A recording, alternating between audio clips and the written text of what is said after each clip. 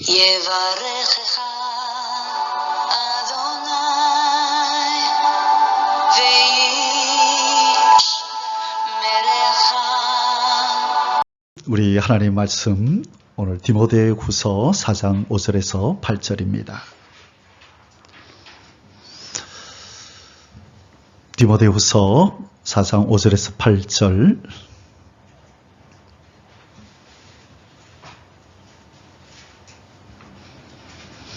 오늘 많이 컨디션이 안 좋아서 오늘 말을 좀 크게 하기가 힘이 드니 좀 이해해 주시기 바랍니다. 디모데후서 4장 5절에서 8절, 오늘 이제 53주 마지막 주다, 그죠? 그래서 오늘 제목은 아름다운 끝맺음을 위하여라는 제목으로 이 마지막 한 주 남은 이 며칠 안 남은 이 올해를 어떻게 보내며 또 우리가 매번 끝맺음을 할 때마다 어떤 자세로 해야 하는가라는 내용을 한번 살펴보도록 하겠습니다. 오늘 본문 말씀 디모데후서 4장 5절에서 8절인데요. 이 사도 바울이 영적 아들인 디모데에게 권고하는 내용이고 또 자기가 어떻게 살아왔는지를 회고하며 기록한 내용입니다. 우리 함께 읽어보도록 하겠습니다. 그러나 너는 모든 일에 신중하여 고난을 받으며 전도자의 일을 하며 내 직분을 다하라. 전제와 같이 내가 벌써 부어지고 나의 떠날 시각이 가까웠도다. 나는 선한 싸움을 싸우고 나의 달려갈 길을 마치고 믿음을 지켰으니 이제 후로는 나를 위하여 의의 면류관이 예비되었으므로 주 곧 의로우신 재판장이 그날에 내게 주실 것이며 내게만 아니라 주의 나타나심을 사모하는 모든 자에게로니라. 아멘. 이 유대교를 위해서 그렇게 온 열정을 바치고 생명 바쳐서 그렇게 일하던 사도 바울은 예수님의 은혜로 다메섹 도상에서 예수님을 만나고 참 진리를 접하게 됩니다. 그리고 나서 그는 새로 깨달은 그 진리를 위해서 온 생애를 드리기로 각오하고 끝까지 호흡이 닿는 그날까지 그 로마의 감옥에서 목이 떨어지는, 목이 달아나는 그 순간까지 달려갈 길을 다 달리고 선한 싸움을 잘 싸우고 믿음을 지켰다라고 고백합니다. 우리가 옆에서 목격하는 바와 같이 우리 주변에 이렇게 함께 신앙생활을 하고 함께 믿음의 길을 걷던 사람들, 지금까지 잘 걷고 있는 사람이 있는가 하면 그렇지 않고 도중에 또 낙오하고 떨어진 사람, 또 실족한 사람, 또 다른 종교로 간 사람, 그러나 또 나만은 있지만 여전히 신앙의 성숙을 이루지 못하고 초보의 단계로 있는 사람들이 있지요. 자, 그런데 오늘 이 사도 바울은 자기는 선한 싸움을 잘 싸웠다. 끝까지 달려갈 길을 마쳤다. 믿음을 지켰다. 그래서 확신하기를 자기를 위하여 의의 면류관이 예비되어 있다라고 말씀합니다. 자, 오늘 제목의 말씀처럼 끝맺음을 잘한 믿음의 선배의 모범이다. 그렇게 우리가 말할 수 있겠습니다. 끝맺음의 중요성, 시작은 잘하지만 끝맺음을 못하는 사람들이 참 많이 있지요.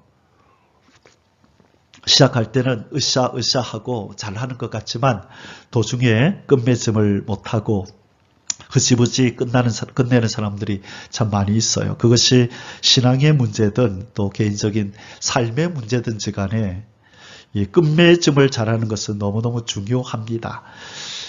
여기에 이 카센터입니다. 카센터 가보면 온갖 종류의 이런 어떤 부속들이 많이 있어요. 이 볼트도 치수에 맞도록, 그렇죠? 또 이렇게 쪼우는 도구도 치수에 맞도록. 그런데 이 사람들의 철칙은 뭐냐면 일을 하고 나면 반드시 제자리에다가 이것을 그대로 꼽아둡니다. 그래야 다음에 또 일을 할 때 바로 찾을 수 있기 위해서죠. 끝맺음을 잘 해야 시작을 잘할 수 있다는 것을 이 사람들은 잘 알기 때문입니다. 우리가 일생생활에서 유리 테이프 테이프를 사용할 때 쓰고 그냥 붙여버리면 다음에 사용할 때 이렇게 찾아내기가 힘들죠. 그래서 어떻게 해야 되죠? 그 끝을 약간 이렇게 붙여가지고 다음에 찾을 때 끝을 쉽게 찾을 수 있도록 그 끝 마무리를 잘 하는 것이 참으로 중요합니다. 그것은 끝 마무리를 잘 하는 것, 어떤 한 일을 잘 마무리했다는 의미도 있지만 다음에 새롭게 시작할 때 그 마무리를 잘 한 사람과 그렇지 않은 사람은 그 시작이 벌써 다른 것입니다. 잘 시작할 수 있느냐 그렇지 않느냐도 바로 끝맺음, 이전에 했던 일을 얼마나 끝맺음을 잘 하느냐에 달려 있는 것입니다. 그래서 지금 하고 있는 일, 지금까지 해왔던 일 이제 끝이다 생각하고 흐지부지 보내면 안 되고 며칠 남지 않았지만 잘 뒤를 돌아보면서 우리가 챙겨야 될 것, 또 잘 마무리해야 될 것, 잘 해야 될 줄 믿습니다. 여러분, 끝맺음의 중요성, 우리 스포츠에서도 그런 일을 많이 겪게 됩니다. 이 선수들이 왜 이렇게 풀이 죽었을까요?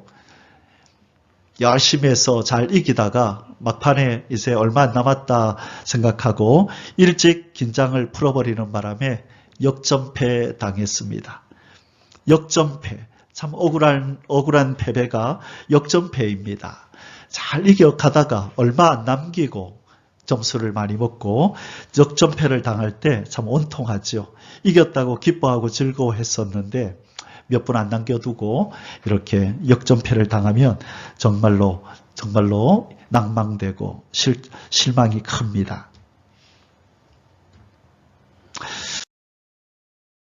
끝맺음의 중요성은 운전할 때도 나타납니다. 그죠? 운전해서 우리가 어떤 목적지를 향해 갈 때에 끝까지 정신 차리고 가야 되는데 보통 이제 장거리 갈 때 거의 다 와간다 싶으면 그때부터는 그냥 안전띠도 풀어버리고 그냥 좀 분주하게 가방도 챙기고 하다가 막판에 사고가 나는 일이 있지요.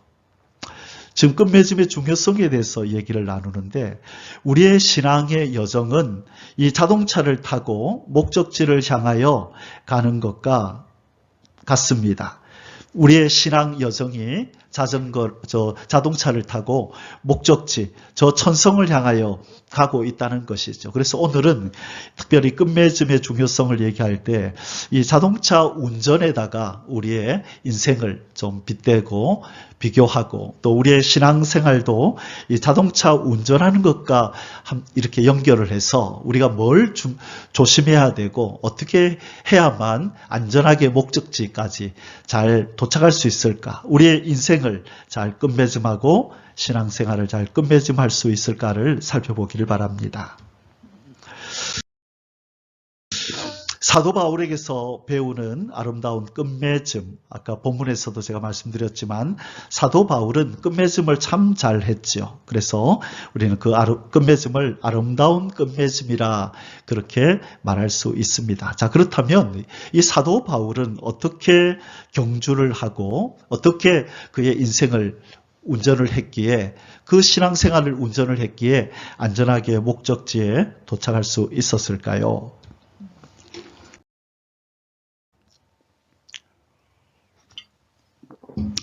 우리가 세 가지로 살펴볼 텐데 오늘은 한 가지만 하겠습니다. 오늘은 또 일찍 나서야 되니까 오늘은 한 가지만 간략하게 살펴보고 말씀을 마치겠습니다. 먼저 신앙의 끝맺음을 우리가 어떻게 해야 하는가, 이 사도 바울은 어떻게 끝맺음을 잘했는가 하는 내용을 살펴보겠습니다. 오늘 읽었던 본문에서 사도 바울은 선한 싸움을 잘 싸웠다, 달려갈 길을 잘 마쳤다, 믿음을 지켰다, 그러므로 나를 위하여 의의 면류관이 예비되었다라고 말씀하면서 뭐라고 얘기하냐면 주 곧 의로우신 재판장이 그날에 내게 주실 것이며 내게만 아니라 뿐만 아니라 주의 나타나심을 사모하는 모든 자에게도니라. 자, 모든 자는 모든 자인데 어떤 모든 자에게 동일한 상을 준대요? 주의 나타나심을 사모하는 모든 자에게도니라. 여기에 이 중요한 이 내용이, 이 표현이 너무너무 중요합니다. 어떤 사람이 끝까지 달려갈 길을 달려가고 믿음을 지킬 수 있냐면 주의 나타나심을 사모하는 자만이 그렇게 할 수 있다는 거예요. 주님이 오실 날이 아주 멀었다고 생각하는 사람은 그렇게 열심히 되지 않습니다. 그냥 이렇게 살다가 천국 티켓 땄으니까 그냥 이 땅에서 누릴 건 누리고 그렇게 살다가 떠나면 되지. 보통 그렇게 생각하지. 주님이 나타나심이 임박하다고 믿는 사람들은 생각이 다르죠. 이제 곧 주님 만날 거다. 흠도 점도 티도 없이 주님 만나야지라고 생각하면서 매사에 절제하고 매사에 이 주님 만날 일에다가 집중합니다.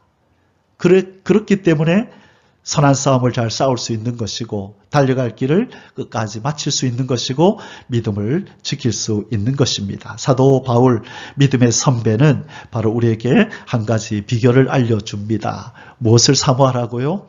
주의 나타나심을 사모하라. 그러면서 신앙의 경주를 하라. 삶의 경주를 하라라고 말씀하는 겁니다.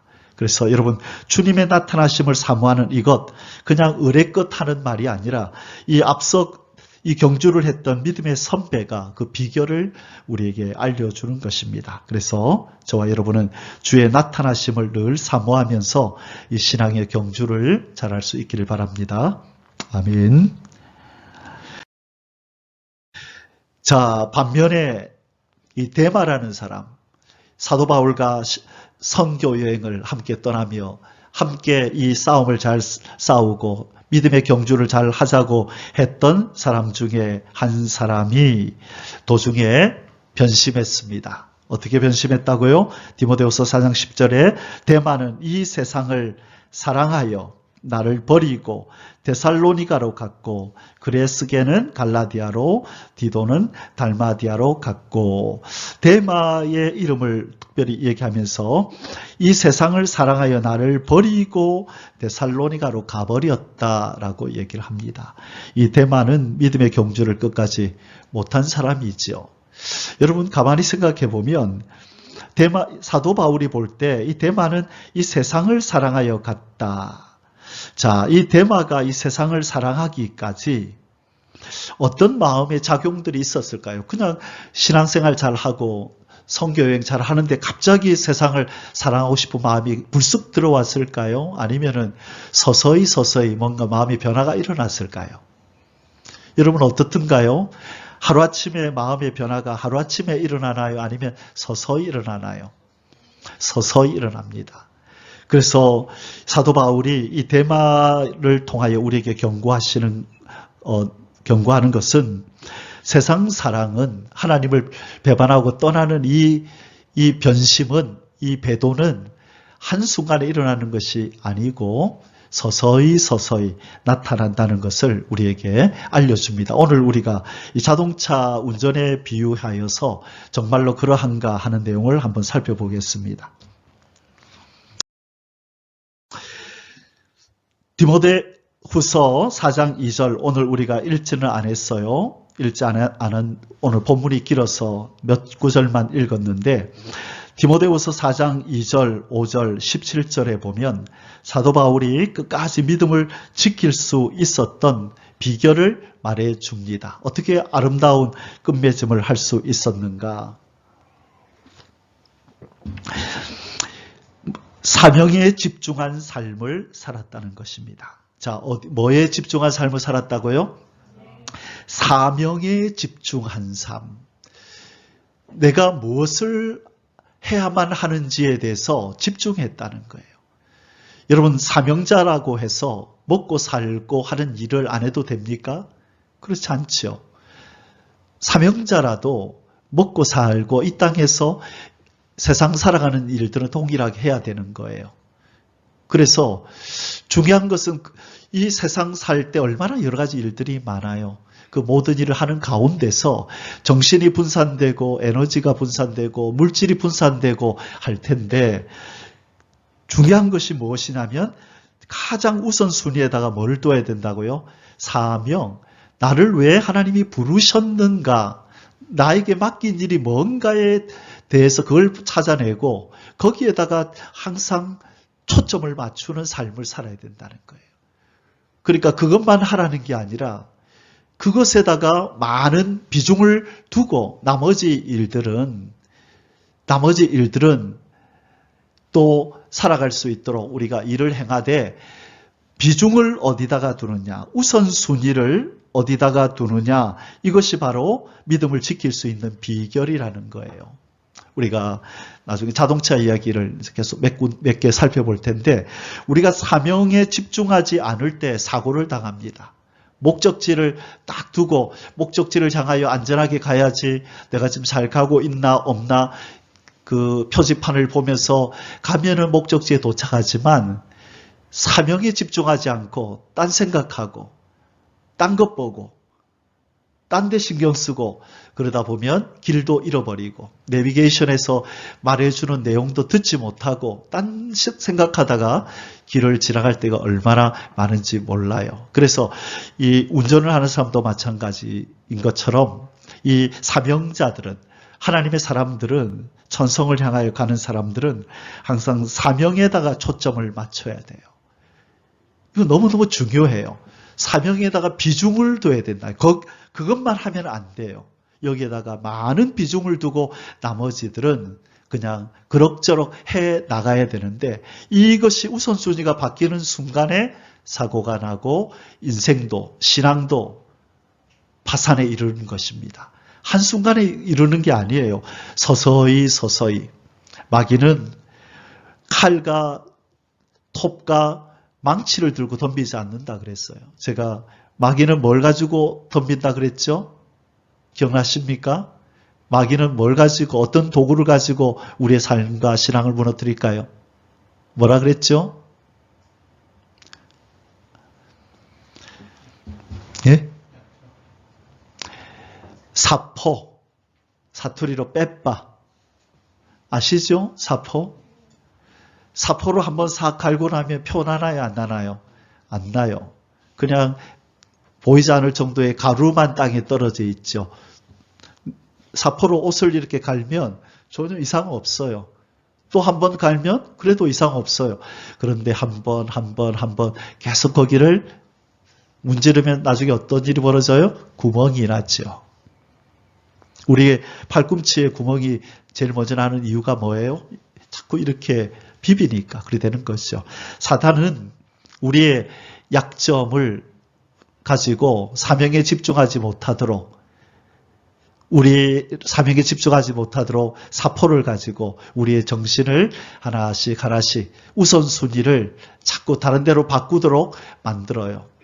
그럴 때 우리의 정신은 혼미해지고 신앙적인 열정도 잃어버리고 기도도 못하고 말씀도 멀어져서 결국은 육적인 사람으로 변모되어서 결국은 그렇게 이상한 모습으로 우리는 신앙인이라는 이름만 가지고 살아가게 되는 것입니다. 사도 바울은 어떻게 살았냐면 디모데 영적 제자에게 이렇게 권고합니다. 너는 말씀을 전파하라. 때를 어떤지 항상 힘쓰라. 범사에 오래 참음과 가르침으로 경책하며 경계하며 걸어라. 4장 5절에 그러나 너는 모든 일에 신중하여 고난을 받으며 전도자의 일을 하며 내 직무를 다하라. 17절에 주께서 내 곁에 서서 나에게 힘을 주심은, 왜 주님이 힘을 주신다고요? 나로 말미암아 선포된 말씀이 온전히 전파되어 모든 이방인이 듣게 하려 하심이니 내가 사자의 입에서 건짐을 받았느니라. 사도 바울의 사명은 뭐라고 얘기하죠? 이 세 구절에서 공통점이 뭐예요? 뭘 전파하라? 말씀을 전파하라. 복음을 전파하라. 예수 그리스도 생명을 증거하라. 이 사명에 이 사도 바울은 집중했다는 거예요. 모든 삶을, 모든 힘을 자기에게 주어진 이 사명에 집중하며 살았던 것입니다. 그래서 이 결혼을 하는 것조차도 이 사명에 자기는 부담이 되고 거침이 되겠다고 싶을 정도로, 그래서 결혼까지도 하지 않고 평생을 사명자로서 그렇게 살았던 사도 바울의 모습이 여기서 나타납니다. 우리가 끝까지 믿음을 지킬 수 있는 비결은 사도 바울처럼 사명에 집중하는 삶을 살 때 그게 가능한데, 여기에서 사명에 집중하지 않고 그 외에 어떤 것에 우리의 마음이 치우치기 시작하고 빼앗기기 시작할 때, 비중이 더 가기 시작할 때 우리의 삶은 서서히 사포로 갈듯이 서서히 무너지고 갈려나가서 결국은 파산하고 구멍이 나고 맙니다. 우리 신앙을 유지시켜주는 이 받침돌, 이 사명을 이렇게 지속할 수 있도록, 사명에 집중하는 삶을 지속할 수 있도록 해주는 그 받침돌이 무엇인지를 우리는 알아야 돼요. 자, 사명자의 삶을 바로 살게 하기 위해서는 두 가지가 꼭 필요합니다. 첫째가 구원의 감격, 둘째가 구령의 열정. 이 두 가지가 사라지기 시작할 때 사명에서 멀어져요.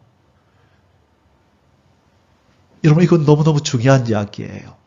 여러분, 모든 것은 인간의 모든 몸의 병이나 모든 어떤 이유가 어떤 결과가 나타나면 원인과 이유가 있는 거예요.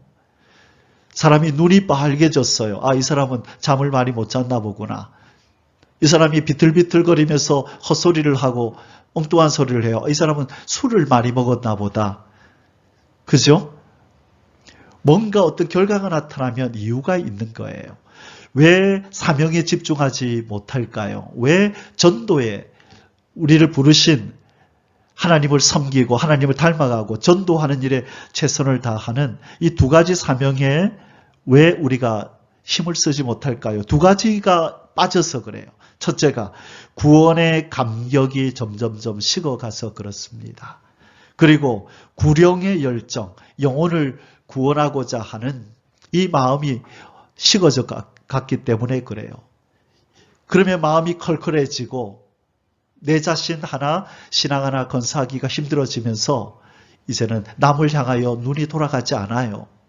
내 자신이 힘들고 나 하나 이렇게 지탱하기도 힘든데 어떻게 남을 생각하면서 남을 돕겠어요.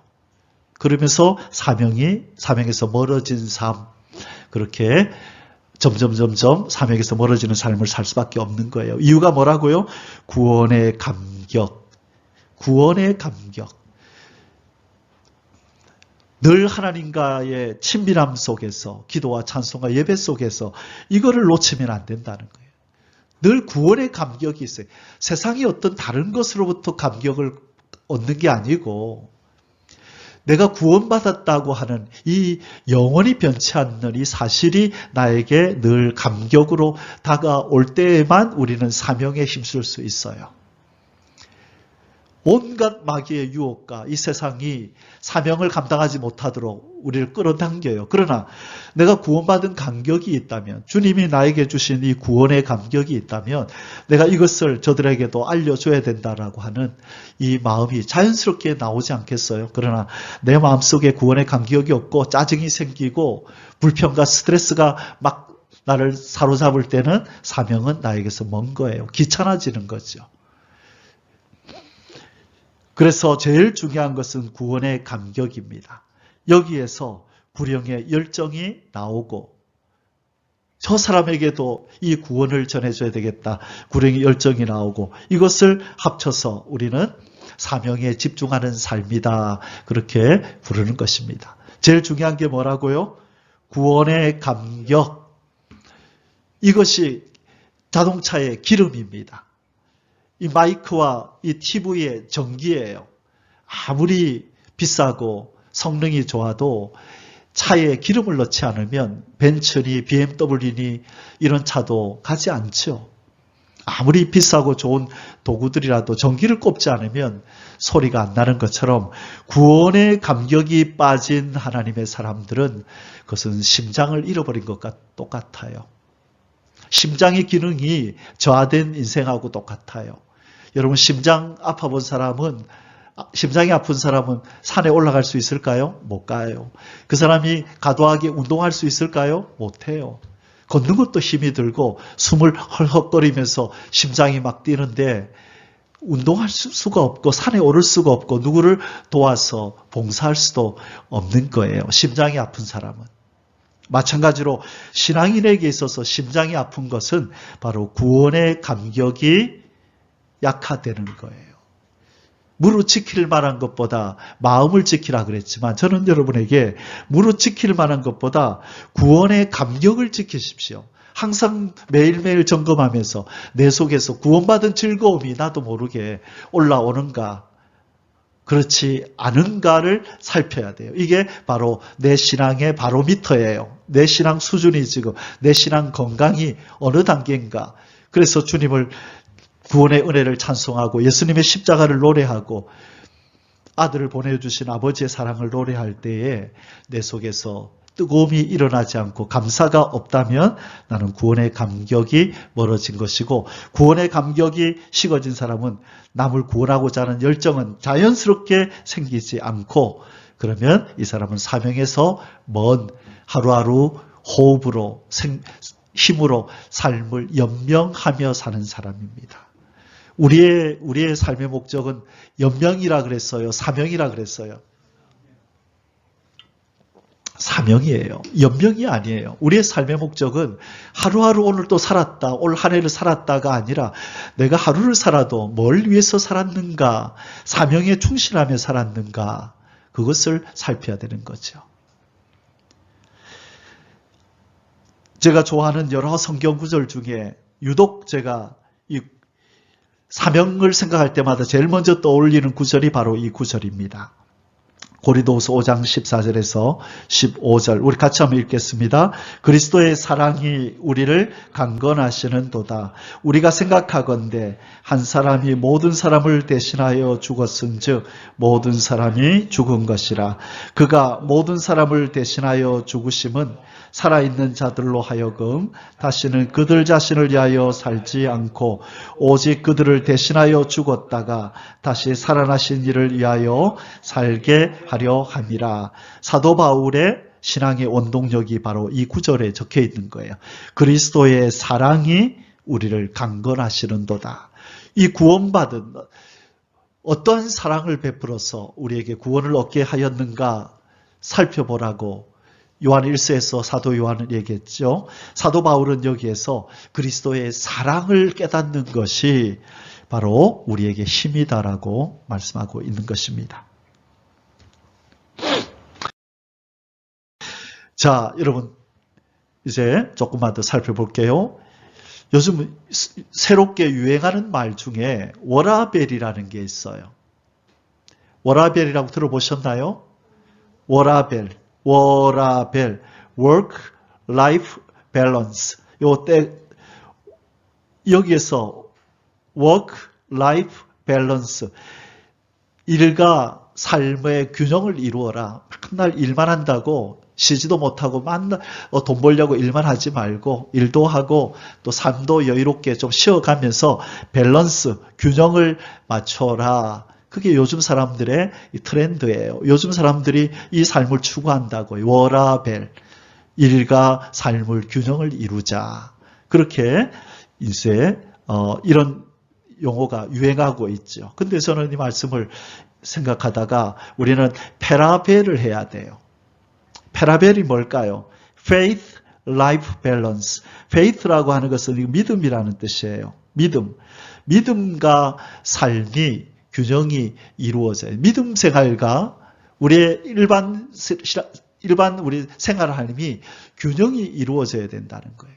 근데 우리는 균형을 잃어버려요. 교회 오면은 faith, 신앙이 우선적이 되고 세상에 나가면 life, 삶이 우선이 돼서 하나님 앞에서 하나님과 깊이 교제하고 구원의 감격을 내 속에 채우는 것을 등한시한다고요. 그러면서 서서히 사포에 갈려나가듯이 내 영성이 갈려나가면서 짜증이 생기고 불평이 생기고 구원의 감격은 그 얼굴에서 찾아볼 수 없는 사람으로 변해가는 거예요. 칼을 가지고 와서 찌르면은 금방 표가 날 텐데 망치 가지고 와서 이렇게 크게 때리면 구멍이 나서 표가 날 텐데 톱을 가지고 와서 썰어내면 금방 표가 날 텐데 사포를 가져와서 서서히 그렇게 비벼대니까 우리는 우리의 신앙이 깎여나가고 있다는 것을 모르는 거예요. 그때는 뭘 가지고 점검하라고요? 구원의 감격이 있는가? 항상 그걸 가지고 내 신앙과 내 삶이 균형을 이루고 있는가를 우리는 살펴보아야 합니다. 여러분, 밸런스보다 더 중요한 것. 오늘 아침에 일찍 설교를 또 뺄 거 빼버리고 이 말씀이 더 중요한 것. 밸런스보다 더 중요한 것은 농도이다라는 생각이 들었어요. 농도가 뭐죠? 진하기. 여러분 여기 공국이 있습니다. 보기는 허옇게 맛있어 보이고 그렇지만 여기는 분유를 탔어요. 그런데 오른쪽에 있는 것, 이것은 그냥 누리끼리 볼품도 없는데 여기 밑에는 뭐라고 붙여놨냐면 국물이 진국 아닐시 1억 배상 청당동 도가원. 이 사람은 1억 원을 걸고 이 국물에 뭔가를 탔다면은 자기는 1억 원 배상하겠다. 이런 국물들은 시키면 어떻게 되죠? 묵처럼 되죠. 그게 증거예요. 그래서 우리 교회 옆에도 이런 광고를 붙여놓은 집이 있어요. 푸주옥이라고 하는 데 가면 거기도 1억 원인가 막 그럴 거예요. 여기에다 뭔가를 탔다면 1억 원을 배상하겠다. 자, 그러면 어느 집에 갈까요? 사람들이 어느 집을 찾아갈까요? 보기 좋고 여기는 파도 들었고 여기 옆에 그죠? 장식도 예쁘게 해놨네요. 이 집에 갈까요? 농도가 짙은 불순물이 없는 이 집을 갈까요? 1번입니까? 2번입니까? 2번이죠. 가격이 좀 비싸더라도 2번을 가죠. 여러분 우리의 삶에도 밸런스가 아까는 워라벨, 밸런스가 중요하다는 밸런스보다 더 중요한 것은 농도예요. 농도. 예, 저는 밸런스 잘 지키는데요. 주일 되면 교회 가고 목요일 날 기도회 가고 또 가까이 있는 사람들이 새벽 기도도 가고요. 또 사회생활도 저는 열심히 해요. 예, 밸런스를 잘 맞춰요. 그런데 신앙생활함에 있어서 형식만 갖추는 것이 아니라 정말로 어떻게 해야 되느냐? 신명기 6장 4절에서 5절처럼 이렇게 농도가 짙어야 된다는 거예요. 하나님이 우리에게 요구하시는 믿음 생활, 신앙 생활은 바로 이거라는 거예요. 뭐라 그랬습니까? 이스라엘아 들으라. 우리 하나님 여호와는 오직 유일한 여호와시니 너는 마음을 다하고 뜻을 다하고 힘을 다하여 내 하나님 여호와를 사랑하라. 아멘. 뭐하고? 다하여 농도를 짙게 하라는 거예요. 대충 형식만 갖추지 말고 네 마음 조금 하고 네 뜻 조금 하고 힘 조금만 다오가 아니라 네 마음 다 주고 뜻 다 주고 힘을 다 주어서 너희 하나님 여호와를 사랑하라. 우리는 형식만 갖추면서 잘하고 있는데요. 제가 무슨 안식일 어겼어요? 제가 11조를 빠뜨렸어요? 뭘 안 했어요? 뭐 안 했어요? 그렇게 얘기하는 거예요. 그거는 농도가 짙지 않아요. 하나님이 원하시는 믿음 생활은 마음을 다하고 힘을 다하고 뜻을 다하여 여기에서 진정한 맛이 나오는 거예요. 신앙의 맛이 나오고 이렇게 할 때 신앙의 맛이 뭐예요? 구원의 감격은 여기서 나온다고요. 구원의 감격이라고 하는 이 진국의 맛은 바로 마음을 다하고 뜻을 다하고 힘을 다하여 하나님 앞에 집중할 때 나오는 것이 구원의 감격이에요. 너는 온 존재를 바쳐서 나를 앙망하고 나를 바라보는구나. 너는 온 힘을 다하여 내가 너에게 베푼 사랑과 구원을 노래하고 기뻐하는구나. 그때 우리에게 부어주시는 그 맛이 구원의 감격이라는 것이에요. 그래서 우리는 균형을 잘 맞출 뿐만 아니라 농도를 짙게 해야 되는 거예요. 하나를 하더라도 예배를 한 번 드리더라도 목이 쉬어라 찬송하고 피곤하더라도 집중하여 하나님 말씀을 듣고 그럴 때 하늘에 계신 하나님이 너는 마음을 다하고 뜻을 다하고 힘을 다하여 나를 예배하는구나. 그때 하나님이 부어주시는 복이 그게 구원의 감격이라고요. 하나님의 친밀하심이 다가오고 그때 우리 마음속에서는 두려움과 염려가 없어지는 거예요. 짜증과 불평도 없어지는 거예요. 구원의 감격이 임하면 모든 것이 해결이 돼요. 구원의 감격이 만병통치약이에요. 구원의 감격만 임하면 얼마 전까지 내 목을 쥔 것처럼 내 목을 졸라오는 것처럼 내 삶의 환경이 어려웠었는데 구원의 감격이 임하면 그건 아무것도 아닌 것처럼 변하는 것입니다. 그래서 여러분 구원의 감격을 회복하시고 농도를 짙게 하시기를 주의 이름으로 축원합니다. 아멘. 자, 여러분 이제 우리 운전 이야기 한 3가지만 하고 말씀 마치겠습니다. 우리의 신앙을 운전할 때, 우리의 삶을 운전할 때 균형을 잃고 목적지, 궤도를 벗어나게 하는 것들이 있어요. 아까 대만은 뭐 때문에 데살로니가로 갔다 그랬어요? 대만은 세상을 사랑하여 갔다 그랬죠. 바로 세상 사랑이 우리의 운전을 도로를 빗나가게 만들어요. 우리의 목적지를 향하여 운전하는 걸 못하게 만들어요. 그러면 세상 사랑이 뭔가 저는 이 먹으면 잠들게 되는 이 약, 제가 얼마 전에 교통사고를 냈다 그랬죠? 제가 말씀드렸었나요? 안 드렸었나요? 예, 한번 목요일 날 말씀드렸구나. 30몇 년 만에 처음으로 제가 감기약을 먹고 저도 모르게 졸아가지고 앞차를 그랜저를 받았어요.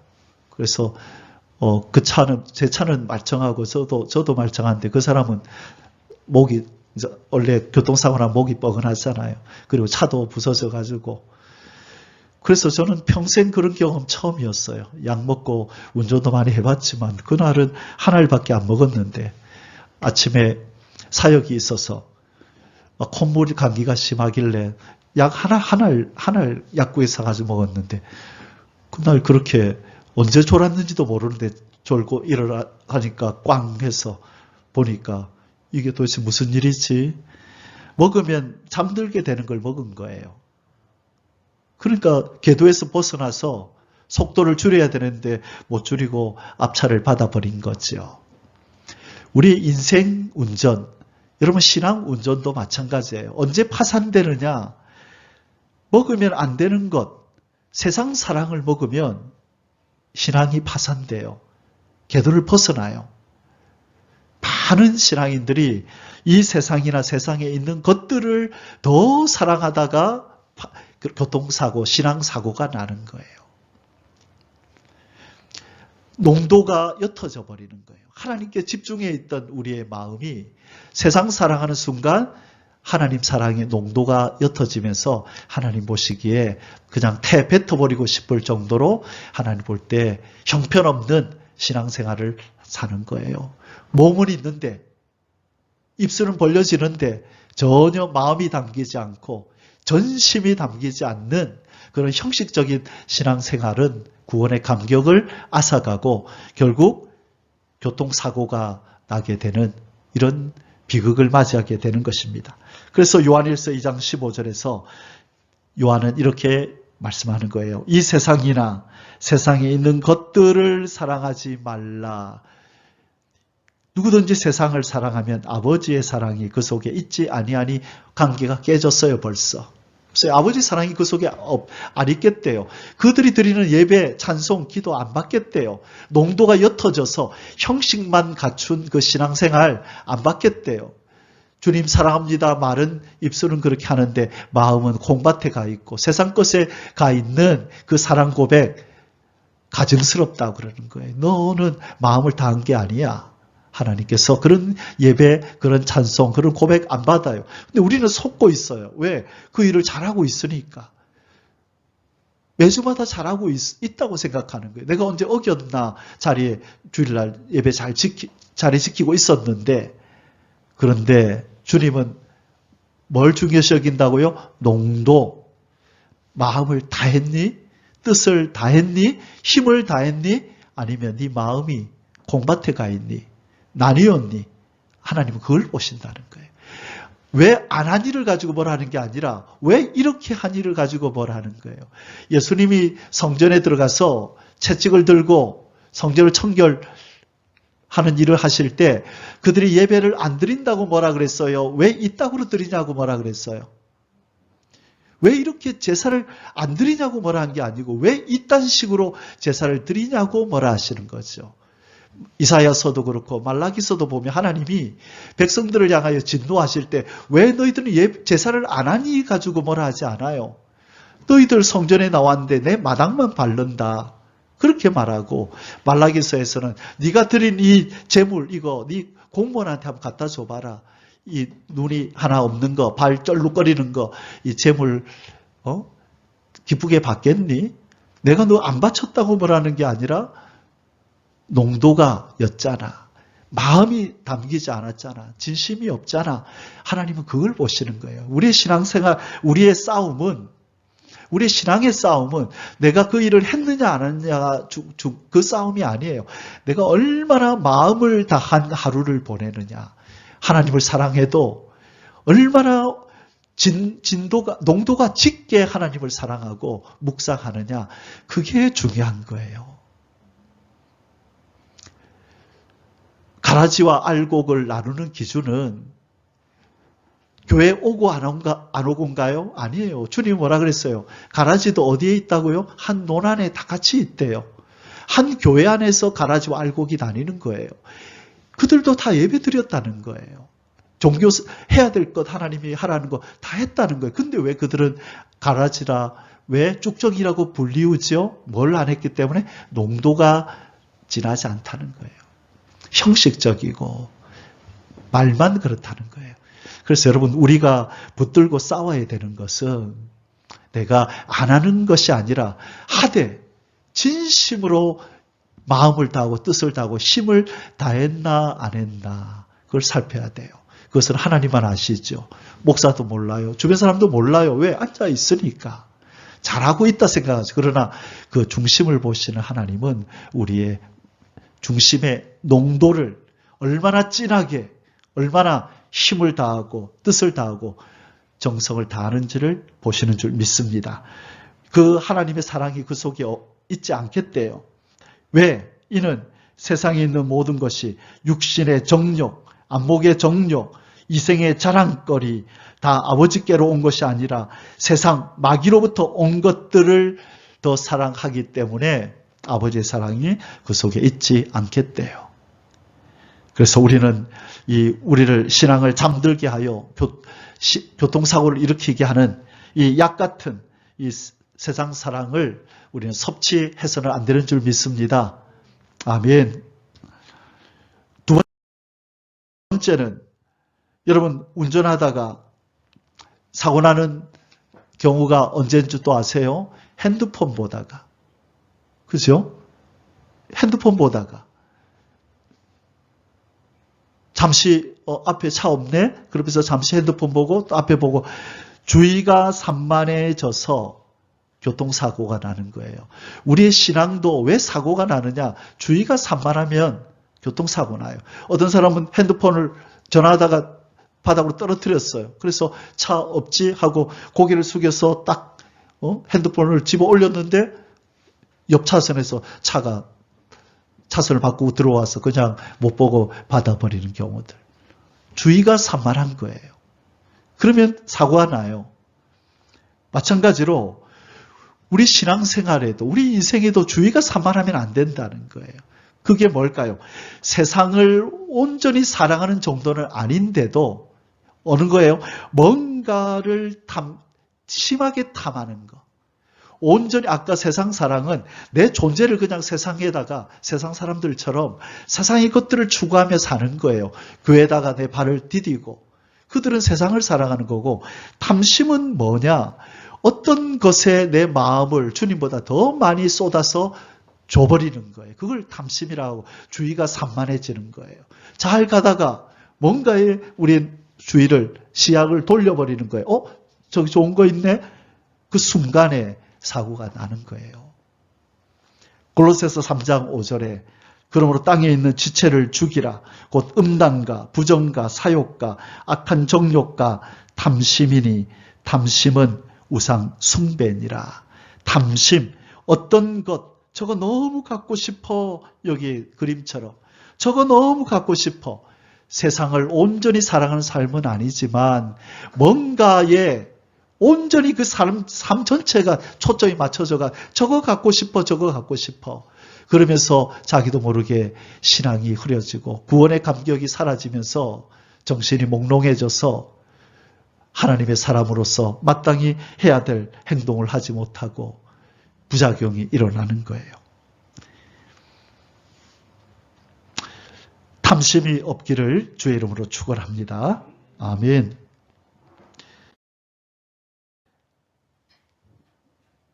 자, 그 다음에 무엇이 교통사고를 일으킬까요? 규정을 잃고 궤도를 벗어나게 하고 목적지에 도달하지 못하도록 무엇이 그렇게 할까요?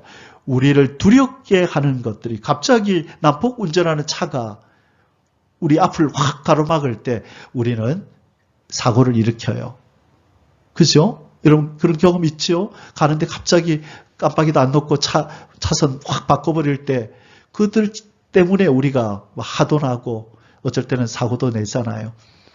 우리의 인생, 우리의 신앙생활에도 우리를 두렵게 하는 것이 난폭 운전과 같은 것들이 우리의 이 신앙 여정을 힘들게 한다는 거예요. 그게 뭐냐면 근심과 걱정거리예요. 세상 사랑보다 한참 작죠. 탐심보다도 또 작은 거예요.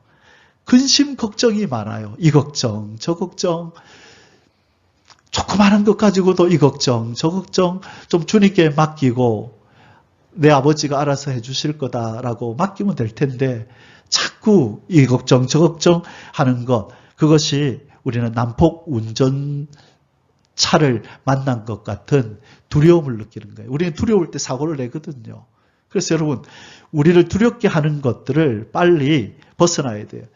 제가 오랫동안 운전을 안전하게 할 수 있는 이유는 항상 거리를 띄워요. 항상 좌우 안에 있는 실내등 보면서 갑자기 갔는데 앞에 신호등이 갑자기 노란불로 바뀌었다. 그럴 때 제일 먼저 비상등을 켜면서 저기 실내등 가지고 뒤를 본다고요. 차가 얼마나 따라왔나 보고. 그래서 할 수 있는 모든 것을 다 동원해서 내 주변에 차가 없도록, 가능하면 운전하다가도 차가 많이 없는 쪽으로 가고, 큰 차 있으면 차선을 바꾸고, 고속도로 갈 때는 내 주변에 옆에 차 없도록 항상 거리를 조정하면서 그렇게 가려고 하는 거죠. 왜냐하면 나를 두렵게 하는 이 난폭 운전하는 차들이 혹시 나를 사고나게 할 수 있으니까 가능하면 멀리 띄우는 거죠. 마찬가지로 우리도 근심 걱정거리들, 꼭 우리 신앙의, 우리 삶의 난폭 운전자와 같은 얘들을 멀리 해야 되는 거예요. 그래서 싹이 날만할 때 잘라버리고 믿음으로 선포해서 항상 근심 걱정 없이, 세상 사랑 없이, 탐심 없이 구원의 감격만이 그 심령 속에 가득해서 하나님을 찬송하고 예배하는 심령을 늘 유지할 때에만 우리는 안전하게 목적지에 도달할 수 있을 줄 믿습니다. 아멘. 결론입니다.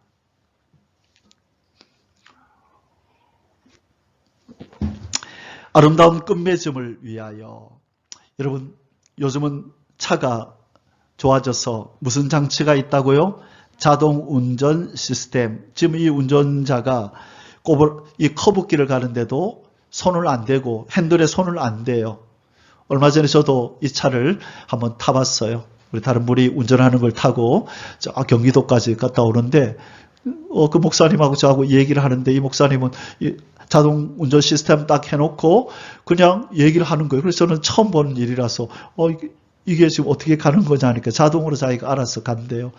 커브면 커브, 또 옆에 차가 오면 삐삐거려주고, 앞에 차가 있으면 브레이크 밟아주고, 자기가 알아서 어느 정도 거리 유지해라라고 장치만 딱 설정만 해주면 지가 알아서 가더라고요. 저는 깜짝 놀랐어요. 야, 이렇게 가면 안전하구나. 우리는 이 자동 운전 시스템의 도움을 받아야 돼요. 그게 뭐냐? 성령의 인도하심이에요. 그래서 우리의 이 신앙 여정, 인생 여정, 이걸 목적지까지 잘 가기 위해서는 수시로 성령 안에서 기도하고 성령님의 도우심을 구해야 되는데, 문제가 뭐냐? 이분이 자동 운전 시스템으로 잘 가는데 갑자기 삐삐거려요. 이거 무슨 소리냐니까, 나한테만 전적으로 의지하지 말고 한 번씩 요 핸들을 손을 대주세요. 그래야 당신이 깨어 있다는 것을 내가 인식하고 계속 갑니다. 자동 운전 시스템 가는데도 얼마 정도 가다 보면 삐삐 그래요. 그러면 이제 손을 한번 딱 잡아주고 또 놔요. 그럼 또 한참 가다가 또 삐삐 하면 또 한번 딱 잡아주고, 예, 내가 깨어 있습니다. 내가 당신을 보고 있습니다.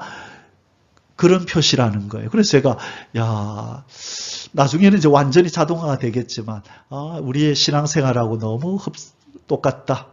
성령님께만 내 삶을 다 의지하는 게 아니라 내가 늘 걸어가면서 성령님과 내가 동행하고 있는지, 내가 하나님의 뜻을 따라 잘 가고 있는지, 구원의 감격이 내 속에서 사라지지 않고 잘 나와 동행하고 있는지를 늘 점검하면서, 한 번씩 점검하면서, 언제 교회에 나올 때나 또 하나님 앞에 내가 집에서 기도하고 말씀 볼 때 늘 끊임없이 이 점검을 해주지 않으면 아무리 자동운전 시스템이지만 에러가 나서 사고 날 수 있는 거예요. 점검 한 번씩 만져줘야 되는 거죠. 그래서 여러분, 점검하는 게 너무너무 중요합니다. 자, 3가지 우리 기억하시고 마치겠습니다.